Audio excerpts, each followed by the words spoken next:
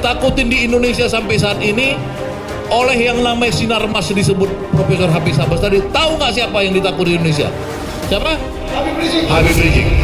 Cuma satu yang ditakutin mereka, bukan Jokowi. Jadi kalau kita mau membangun kekuatan untuk perubahan sosial itu, ya maka berimamlah pada Habib Rizik.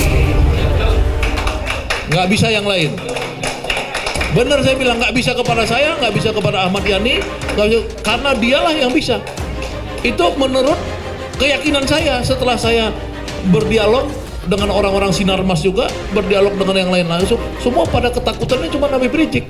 Nah, Habib Rizik yang bisa memimpin sebuah negosiasi supaya ada share prosperity, supaya semua orang Indonesia ini jangan mayoritas jadi pengemis, jadi kacung.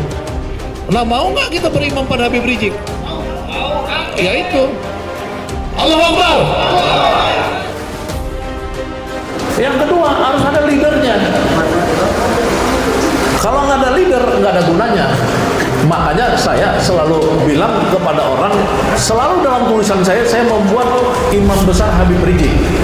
Saya tidak bilang imam besar FPI, nggak pernah saya tulisan saya itu. Coba lihat tulisan saya selalu bilang imam besar Habib Rizik, karena dia harus jadi imam besar buat semua orang. Karena leadership itu, leader dalam teori leader, orang kadang-kadang nggak ngerti, banyak nggak ngerti teori leader. Leader itu bukan cari massa, bukan cari rakyat. Nggak ada teorinya itu leader cari rakyat. Rakyat yang mencari pemimpinnya. Itu teori yang benar. Sama seperti Habib Rizik diasingkan, in exile. Kita harus menghormatin dia. Ya, saya tahu Habib Rizik itu dulu, ya.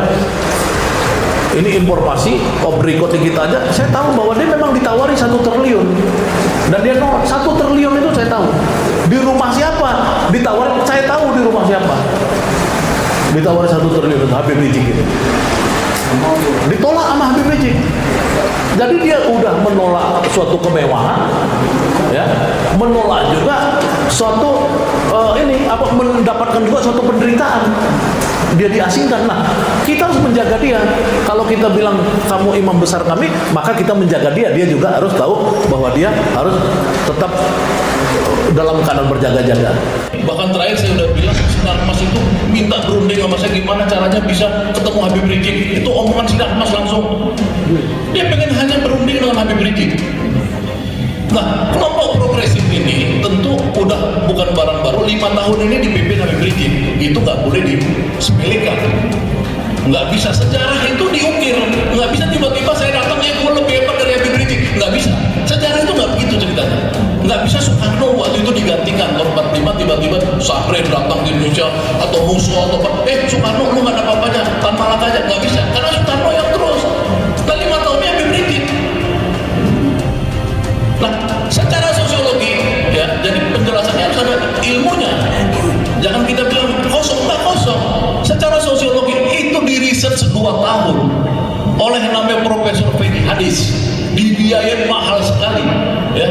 Itu Melbourne University, 3 negara. Dia riset di Indonesia, dia riset Turki, dia riset Mesir. Itu memang kebangkitan Islam itu udah nggak bisa lagi dicegah.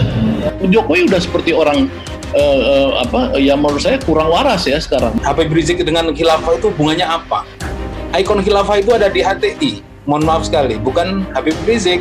Ya, jadi mereka ini kalau bukan PDIP, maka mereka PKI. Berarti itu anak-anak atau cucu-cucu PKI yang membakar itu. Jokowi stres sendiri, bilang kok kenapa gagal? Ya. Bakar poster nggak bisa, bagaimana mau membakar bangsa? Itu kan itu artinya dungu kan. Jadi gagal kan. Dan saya kira juga Habib Rizik nggak anggap itu. Mungkin Habib Rizik habis lihat videonya, mungkin dia pakai kan dia suka bercanda Betawi. Gua kata juga apa, kagak mempan lo, itu begitu-begitu kan. Habib Rizik ini sakti. Habib Rizik itu betul-betul ini, kita kan bangsa Indonesia ya, bangsa yang percaya tentang orang-orang yang dilindungin oleh kekuasaan langit. Jadi Habib Rizik itu sudah berkali-kali ditembak ya, itunya apa namanya, markasnya di mana di puncak itu diserbu pakai peluru-peluru, dia selamat. Kemudian dia waktu ceramah di Cawang ya dikasih bom itu, mobil bom, selamat juga ya. Itu kemudian kemarin dibakar, memang nggak bisa dibakar. Ya, karena apa? Karena Habib Rizik ini sekarang, ya, kalau dia mau revolusi aja, Indonesia udah revolusi sekarang. Ini tinggal pemandu Habib Rizik. Kalau Habib Rizik ini misalkan pulang ke tanah air, sewa jet pribadi seperti yang dilakukan siapa kemarin tuh Joko Chandra, ya, Joko Chandra sewa jet pribadi, dada-dada selfie, ya kan? Artinya kalau Habib Rizik menyewa pesawat terbang, ya, atau balon udara, bisa juga balon udara dia sewa, terbang ke Indonesia, sampai di Indonesia, ini revolusi Indonesia ini. Habib Rizik itu udah matahari sekarang. Udah, pokoknya kalau Habib Rizik datang ke Indonesia udah revolusi.